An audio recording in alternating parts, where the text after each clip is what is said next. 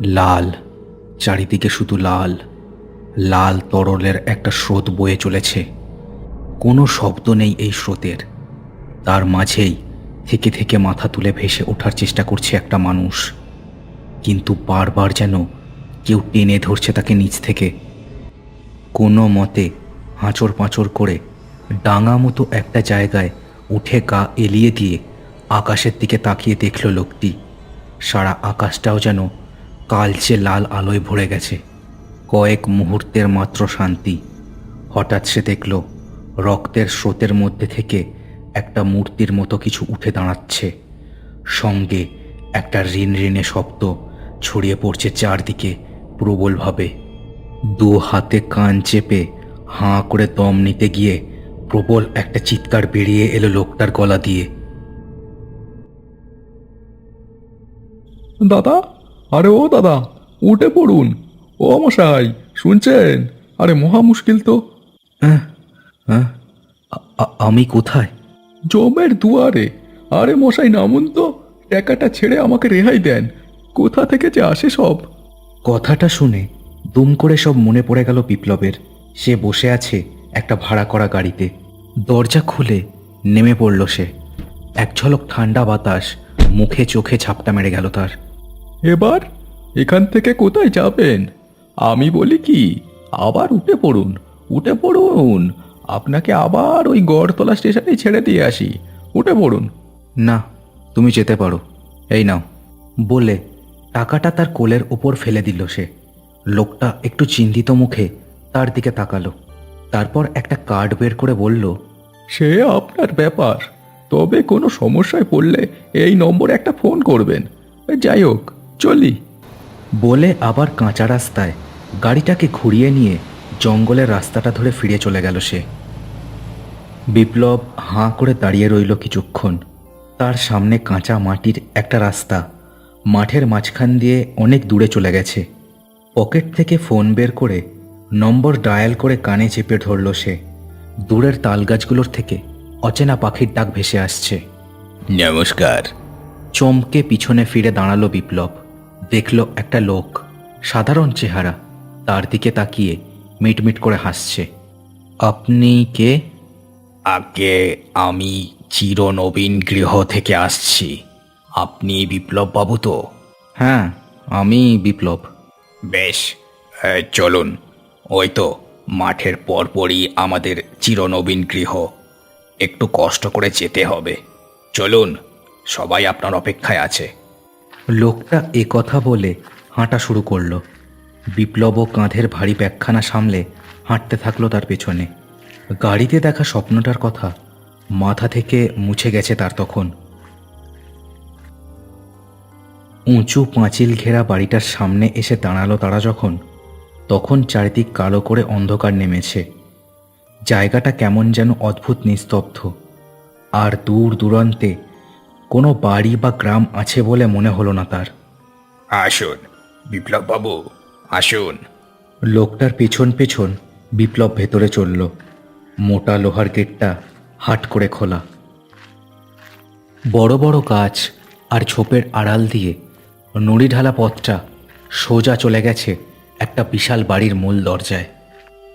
মোটা মোটা থামের বিশাল বাড়িখানায় অদ্ভুত হলদে সবুজ একটা আলো জ্বলছে জানলায়। বিপ্লবকে এখানে বিশেষ কাজে ডাক দিয়েছিল তার বহুকালের পরিচিত বন্ধু অমল সোম। বিপ্লব পেশায় নামকরা ইউটিউবার। টাকা নিয়ে এমন বহু জায়গা পরিদর্শন করে টুরিস্ট স্পট হিসেবে তাদের নাম নিজের চ্যানেলে তুলে ধরে সে। যদিও অমল তাকে প্রায় 6 মাস আগে এখানে আসতে বলেছিল, কিন্তু নানান কাজের চাপে বিপ্লব সময় করে উঠতে পারেনি। বাড়ির সামনে দাঁড়িয়েছিল দুজনে। এমন সময় আরও কিছু লোক এসে সেখানে দাঁড়ালো। নমস্কার বিপ্লব বাবু, অসংখ্য ধন্যবাদ আমাদের ডাকে এখানে আসার জন্য। বিপ্লব লোকগুলোর দিকে হাঁ করে তাকিয়েছিল। কি হলো? কি দেখছেন? বেশ ঘাবড়ে গেছেন মনে হচ্ছে। না, ঘাবড়াইনি, একটু অবাক হচ্ছি। আপনাদের এই জায়গাটা তো মনে হচ্ছে সাধারণ শহর বা গ্রাম থেকে বহু দূরে। এখানে হঠাৎ আপনারা এমন একখানা বাড়ি বানালেন কেন? সে এক বিশাল কাহিনী, তবে আপনাকে সবই বলবো। আপনার কাজ আমরা সকলেই দেখেছি। আমরা চাই আপনি আমাদের একখানা সুন্দর করে বিজ্ঞাপন তৈরি করে দিন, যাতে আমাদের এই নবজীবন গৃহ সারা পৃথিবীর মানুষের কাছে পরিচিতি পায়। বেশ, সে না হয় করলাম, কিন্তু অমল কোথায়? তাকে দেখছি না তো। সেই তো আমাকে এখানে আসার জন্য ফোন করেছিল। তা অবশ্য অনেক দিন হয়ে গেছে, কিন্তু তবুও কোথায় সে? অমল সোমের কথা শুনেই দাঁড়ানো সবকটা লোকের মুখ শুকিয়ে গেল। সকলে চোখের ইশারায় যেন কিছু একটা বলা বলি করে নিল নিজেদের মধ্যে। তিনি তো আমাদের এই কর্মকাণ্ডের মূল মাথা। তার দয়াতেই আমরা এখানে থাকতে পারছি। তিনি আপনার সাথে সঠিক সময়েই দেখা করবেন। এখন চলুন, আপনাকে আপনার বিশ্রামের জায়গাটা দেখিয়ে দিই। তার কথা শেষ হতেই যে লোকটি বিপ্লবকে আনতে গেছিল সে তাকে ইশারা করে হেঁটে চলল। বিপ্লবও তার পিছু নিল। বিপ্লব চলে যেতেই লোকগুলোর চোখ যেন রাগে আর ঘেন্নায় দপদপ করে জ্বলে উঠল। শোনো, যা করার খুব জলদি করতে হবে। এ লোকটা যে সত্যি এসে হাজির হবে বুঝতে পারিনি। অমল যে এভাবে আমাদের বিপদে ফেলবে তাকে জানতো। যা হোক, কিছু একটা এর থেকে বানিয়ে নিয়ে তাড়াতাড়ি ওকে এখান থেকে বিদায় করতে হবে। আচ্ছা, আমি একটা কথা ভাবছি। শোনো সবাই, তাতে সাপও মরবে আর লাঠিও ভাঙবে না। শোনো। সবাই লম্বা লোকটির কথা খুব মন দিয়ে শুনতে লাগলো। শুনতে শুনতে তাদের জিভ দিয়ে যেন লাল ঝোল পড়তে শুরু করলো। তাদের মধ্যে থেকে কেউ খেয়ালই করলো না একটা ছায়ামূর্তি তাদের দিকে নজর রেখে চলেছে গাছের আড়াল আবডাল থেকে। লম্বা ফাঁকা করিডোর ধরে জুতোয় খটাস খটাস শব্দ করে দুজনে হেঁটে চলেছে। গোটা বাড়িটায় কেমন যেন অদ্ভুত একটা হলদে সবজে আলো আর পচা গন্ধ ছড়িয়ে আছে। হাঁটতে হাঁটতে বিপ্লবের বারবার গাড়িতে দেখা স্বপ্নটার কথা মনে পড়ছিল। লোকটা একটা বড় দরজার সামনে এসে থেমে গেল। বিশাল দরজার ওপর একটা মশাল আটকানো। দরজা ঠেলে লোকটা ভেতরে ঢুকে গেল। বিপ্লবও তার পেছন পেছন ঢুকলো। তা আপনি কতদিন আছেন এখানে? বিপ্লবের কথার কোনো উত্তর পাওয়া গেল না। তবে অন্ধকারে চোখ দিয়ে সে বুঝল তারা দুজন নয়, ঘরের ভেতরে আরও কেউ একজন আছে। কে? কে? ও মশাই, কে ওটা? লোকটা কোনো কথা না বলে দেশলাই দিয়ে একটা লণ্ঠন জ্বেলে দিল ঝপ করে। সঙ্গে সঙ্গে ছায়ামূর্তিটা যেন এক লাফ দিয়ে ঘরের আরো অন্ধকার দিকে চলে গেল। ওটা কি ছিল? আপনি দেখেননি? ও কিছু না, আপনি একটু বিশ্রাম করুন, আমি আসছি। ভয় পাবেন না, একটু পরে যখন সভা বসবে তখন আপনাকে ডাক দেব। আপনার খাবার ঢাকা দেওয়া আছে ওখানে, খেয়ে তৈরি থাকবেন। কোনো অসুবিধে হলে এই বাইরে গলা বাড়িয়ে ডাক দেবেন, আর এদিক ওদিক কিন্তু যাবেন না, বুঝলেন? আসছি। নমস্কার। এতগুলো কথা এক নাগাড়ে বলে গট গট করে লোকটা হেঁটে বেরিয়ে চলে গেল ঘর থেকে। বিপ্লব একবার বোকার মতো তার চলে যাওয়াটা দেখল। তারপরেই তার চোখ চলে গেল ঘরের অন্ধকার জায়গাটায়। অন্ধকারে সে পরিষ্কার দেখতে পেল সত্যি আঁধারে কেউ দাঁড়িয়ে আছে, এক দৃষ্টে তাকেই দেখছে।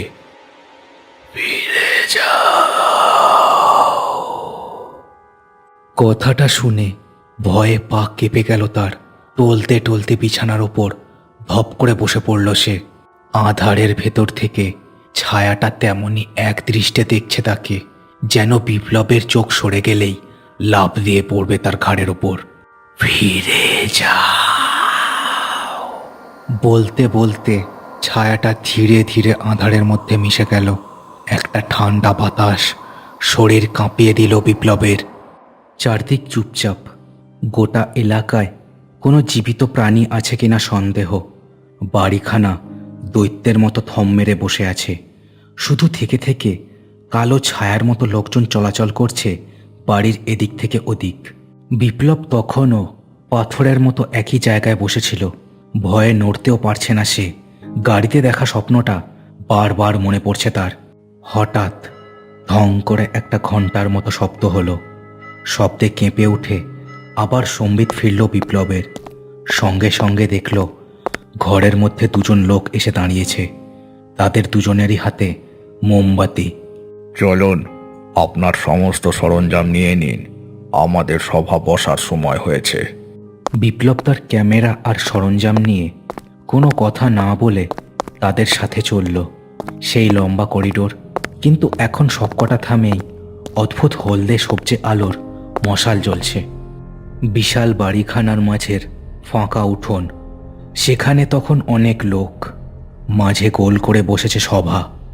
কোল বেদিতে ধিকি ধিকি একটা নকশা জ্বলছে। পরিবেশ থমথমে আর প্রবল ভয়াল। এতগুলো লোকের নিঃশ্বাসের শব্দ পাওয়া যাচ্ছে না একদম। আপনি আপনার সাজ সরঞ্জাম এখানে সেট করে ফেলুন, তারপর সবটা ক্যামেরা বন্দি করে ফেলুন, বুঝলেন? আর শুনুন, কোনো কথা বলবেন না, একেবারে চুপ। সে না হয় হলো, কিন্তু অমল কোথায়? এত লোকের মাঝে তাকে কেন দেখছি না? আর কি হচ্ছে এখানে? এমনভাবে বসে আপনারা কি করতে চাইছেন? বললাম তো, কোনো কথা নয়, শুরু করুন, শুরু করুন। এই কথা বলে তারাও সেখানে দাঁড়ানো লোকগুলোর কাছে চলে গেল। সবাই একেবারে পাথরের মতোই দাঁড়িয়ে। বিপ্লব কি করা উচিত বুঝতে না পেরে হাতের ক্যামেরাখানা তুলে ধরল। তার কি দরকার এসব অদ্ভুতরে কাণ্ডে মাথা গলানোর? কাজ করে টাকা নিয়ে সরে পড়াই মঙ্গল। গাড়িখানা বেশ গতিতে চালাচ্ছিল হেতম। লোকটাকে ও জায়গায় নামিয়ে দেওয়ার পর থেকেই মনের মধ্যে খচখচ করছে তার। গড়তলা স্টেশন থেকে গাড়িতে প্রায় 4 ঘন্টা দূরের এই জঙ্গলে এলাকায় লোকটার যে কী কাজ থাকতে পারে এখনও বুঝে উঠতে পারছে না সে। এসব কথা ভাবতে ভাবতেই জঙ্গলের রাস্তাটা ছেড়ে প্রায় মেন রোডে উঠেই পড়েছিল সে। এমন সময় রাস্তার উপর একটা লোককে দাঁড়িয়ে থাকতে দেখল। লোকটা তাকে থামতে বলছে। এত রাতে এখানে কি করছেন এই জঙ্গলে? আর হাত দেখাচ্ছেন যে, কোথায় যাবেন? গাড়িতে উঠে বলছি, আমার নির্দেশ মতো চলো, যা চাইবে তাই পাবে, স্টেশনের কাছেই যাব। লোকটা গাড়িতে বসলো। বসেই সোজা চলবার নির্দেশ দিল। হেতম গাড়ি চালিয়ে দিল। ফেরত পথে যে প্যাসেঞ্জার পেয়ে যাবে সেটা সে আশাই করেনি। বেশ রাত হয়েছে তখন। ক্যামেরা হাতে একভাবে দাঁড়িয়ে থেকে অধৈর্য হয়ে পড়েছে বিপ্লব। কাহা তাক আর এদের পাগলামো সহ্য করা যায়? লোকগুলো একই রকমভাবে দাঁড়িয়ে, আর মাঝে সন্ধ্যের দেখা সেই লোকটা বসে আছে। এই যে বলছি, এভাবে আর কতক্ষণ দাঁড়াবো? আর দয়া করে বলবেন অমল কোথায়? কোনো উত্তর নেই। তবে মাঝের লোকটা উঠে দাঁড়ালো, তারপর 2 হাত দুপাশে ছড়িয়ে দিল।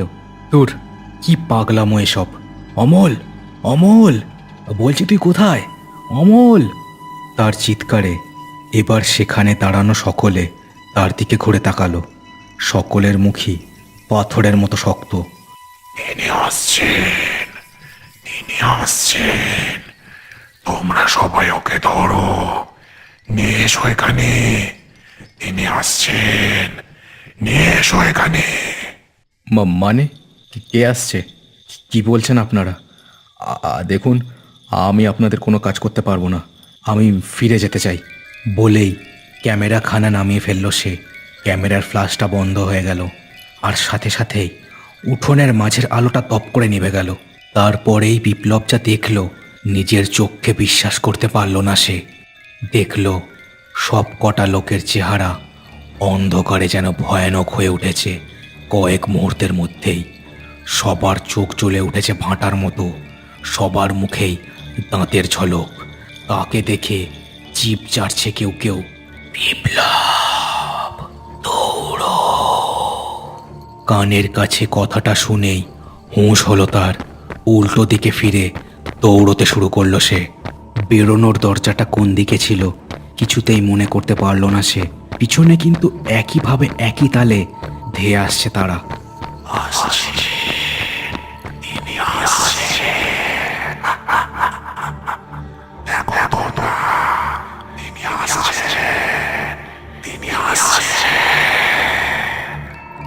ছুটতে ছুটতেই আকাশের দিকে চোখ গেল তার। আকাশটা তার স্বপ্নে দেখা আকাশের মতোই কালচে লাল বর্ণ ধারণ করেছে তখন। এমন সময় একটা ঘরের দরজা খোলা দেখে এক লাফে সেখানে ঢুকে পড়ল সে। তারপর দু হাতে দরজাখানা বন্ধ করে চেপে ধরল। দরজার বাইরে এসে দাঁড়িয়েছে তারা। নিঃশ্বাসের গন্ধে আর চাপা হাসিতে ভরে যাচ্ছে জায়গাটা। কি চান আপনারা? কি চান? বেরিয়ে এসো, তিনি এসছেন। তোমার প্রাণ শক্তি শুষে নিয়ে তিনি আমাদের আরো আরো শক্তিশালী করে তুলবেন। বেরিয়ে এসো। ছেড়ে দাও আমাকে, ছেড়ে দাও, চলে যাও। হে ভগবান, কি কুক্ষণেই আমি আজ এখানে এসে পড়েছি। বাঁচাও, বাঁচাও। তার চিৎকারে যেন প্রবল হাসি আরো বাড়ল। সবাই যেন খুব মজা পেয়েছে তার কথা শুনে। এমন সময় সে দেখল দরজার নিচ থেকে লালচে কি যেন ঢুকতে শুরু করেছে। তার জুতোর তলা দিয়ে ঘরে ঢুকছে লাল তরল গরম কোনো একটা কিছু। আবার নিজের স্বপ্নটার কথা মনে পড়ল তার। হঠাৎ বিকট চিৎকার শুরু হলো বাইরে। যেন মনে হলো প্রাণ ভয়ে কারা চিৎকার করছে। তড়াম করে কিছু একটা এসে পড়ল দরজায়, আর তার ধাক্কাতেই বিপ্লবও ছিটকে পড়ল। দরজাটা খুলে গেল হাট করে। সে ভয়ে ভয়ে বাইরে বেরিয়ে এলো। লাল তরল ধীরে ধীরে বাড়ছে বাড়ির মেঝেতে।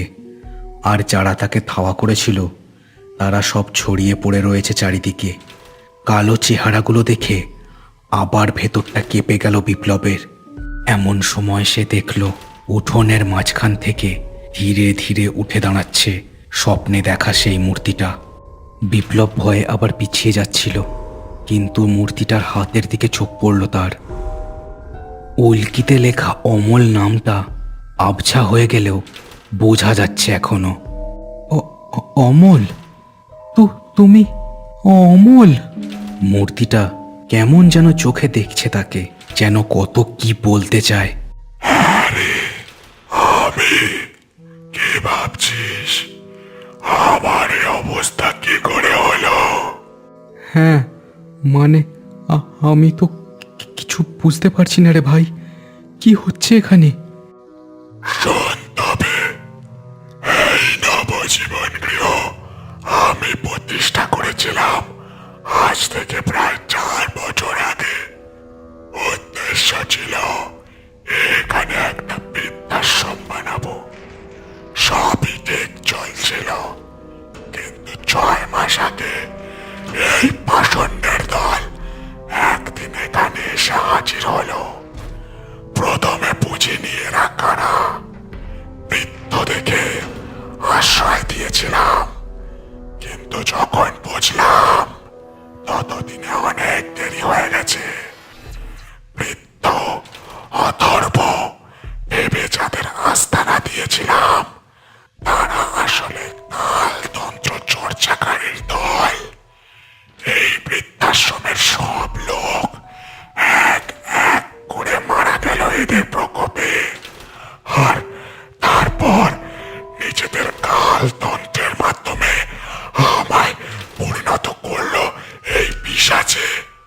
আমি কবে থেকে এখানে আটকে আছি, আর আজ এরা ওকে আমার সামনে উৎসর্গ করতে চাইছিল। কাঁদতে কাঁদতে দু হাতে নিজের মুখ ঢাকল সে। বিশাল শরীরটা কাঁপতে লাগলো। বিপ্লবেরও নিজের বন্ধুর এই অবস্থা দেখে বুক ভেঙে যেতে লাগলো। আমি তোকে আমার এই বৃদ্ধাশ্রমটারে বিজ্ঞাপন দেওয়ার জন্য যোগাযোগ করেছিলাম 6 মাস আগে, কিন্তু তুই এলি আজ এতদিন পর। বড্ড দেরি করে ফেললি রে, বড্ড দেরি করে ফেললি। আমি কিছু জানতাম না রে, বিশ্বাস কর, আমি কিচ্ছু জানতাম না। জানি রে ভাই, তাই তো তোকে এখানে আসতে বাধা দিচ্ছিলাম, সাবধান করছিলাম তোকে বারবার। তুই বুঝলি না। এখন ফিরে যা এখান দিয়ে, যা, চলে যা এখান দিয়ে, চলে যা। বিপ্লব হতবাকের মতোই তার কথা শুনছিল।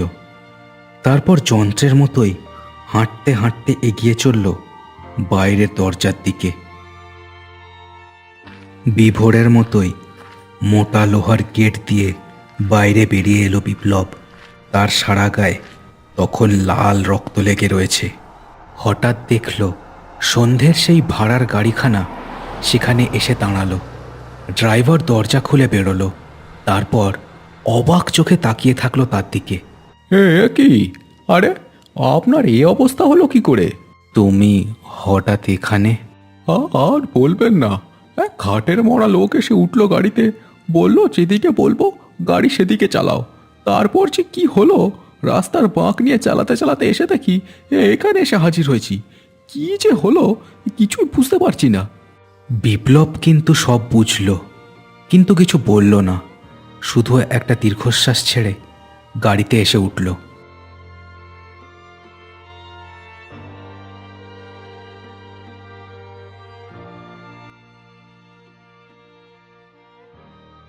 শেষ হলো কার্টুনস অ্যানিমেশনসের আজকের গল্প। কেমন লাগলো গল্পটা অবশ্যই চ্যানেলে কমেন্ট করে জানাও, আর গল্পটাকে সবাই শেয়ার করে দাও, আর প্রথমবার এলে চ্যানেলটাকে অবশ্যই সাবস্ক্রাইব করে দাও। দেখা হচ্ছে আর সবার সাথে পরের ভিডিওতে। সবাই খুব ভালো থেকো।